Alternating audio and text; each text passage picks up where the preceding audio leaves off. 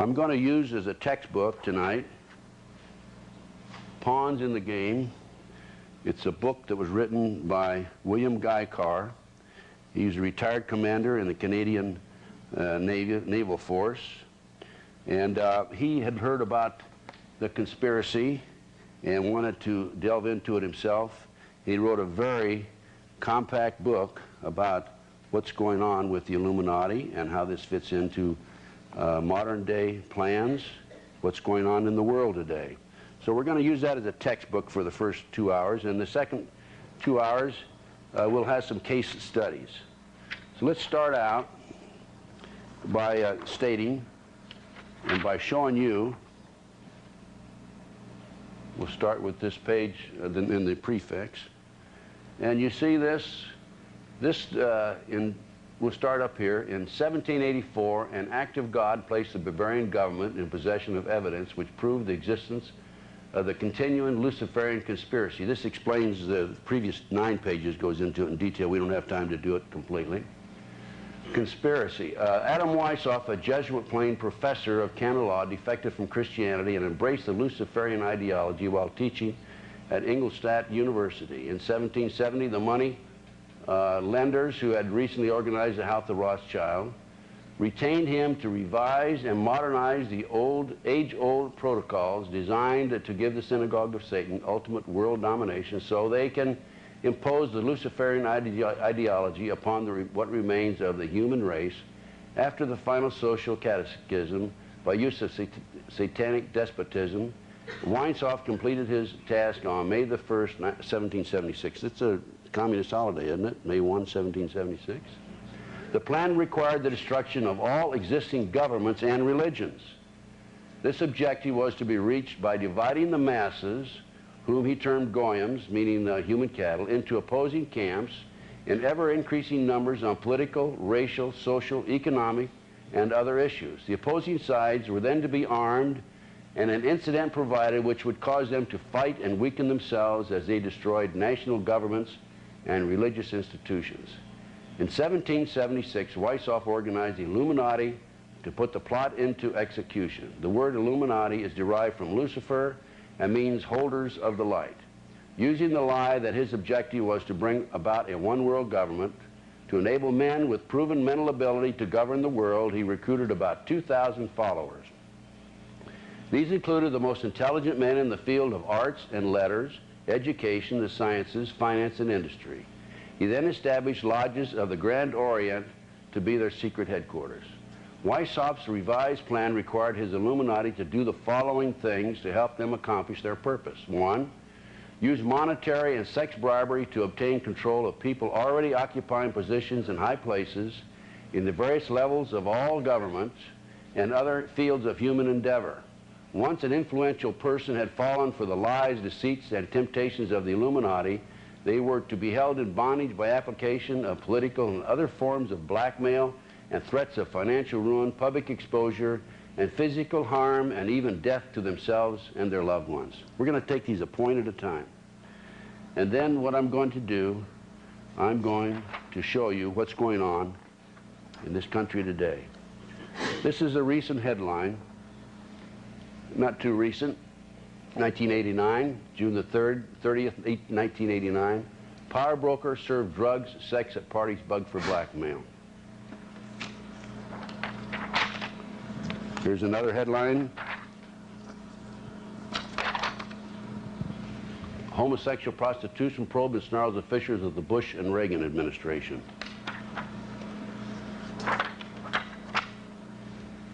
Top Japanese politician linked to Spence. Craig Spence was a CIA operative.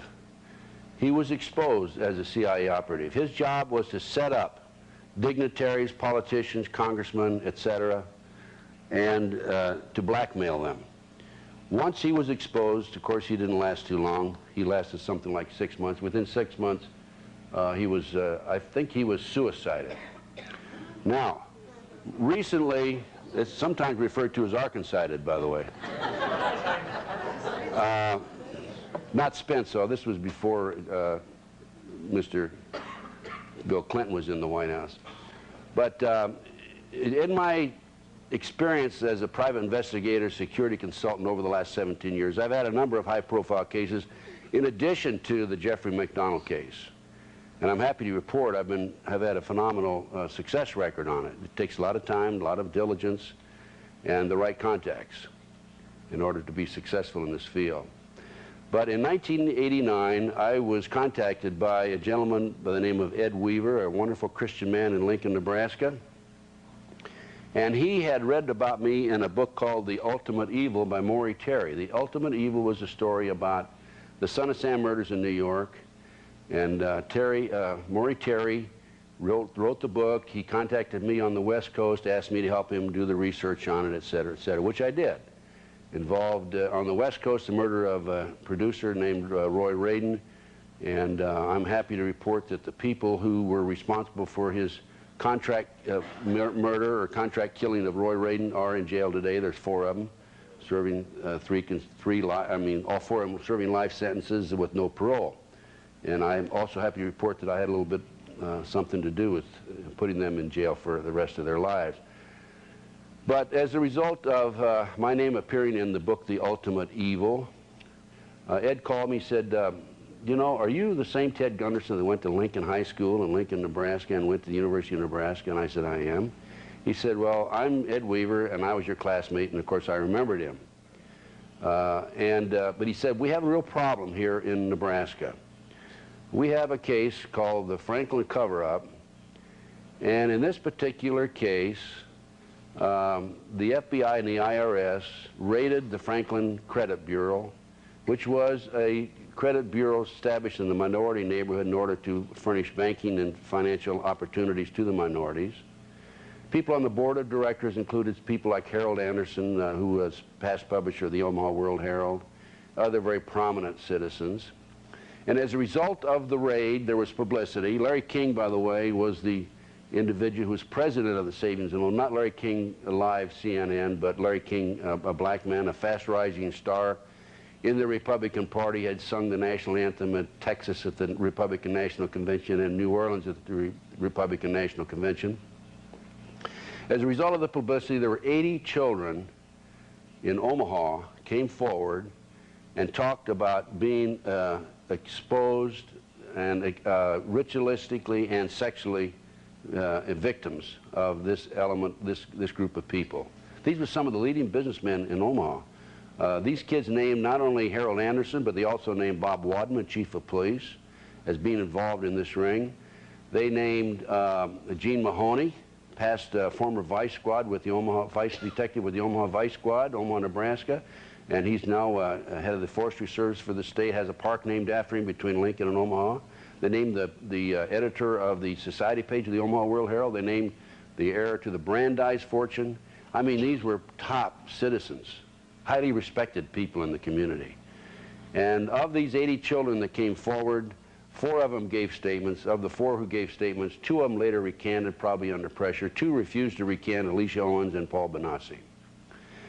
And actually, what happened with Paul, they feel like they apparently discredited him because he had been convicted of child molestation. Alicia Owens claimed that she had sex with Bob Wadman, chief of police, when she was 14 years old. She told the grand jury that. And as a result, they tried her for perjury before the grand jury, and she was convicted. As far as I'm concerned, I attended the trial, a day of the trial, and it was a kangaroo court. There's no question in my mind.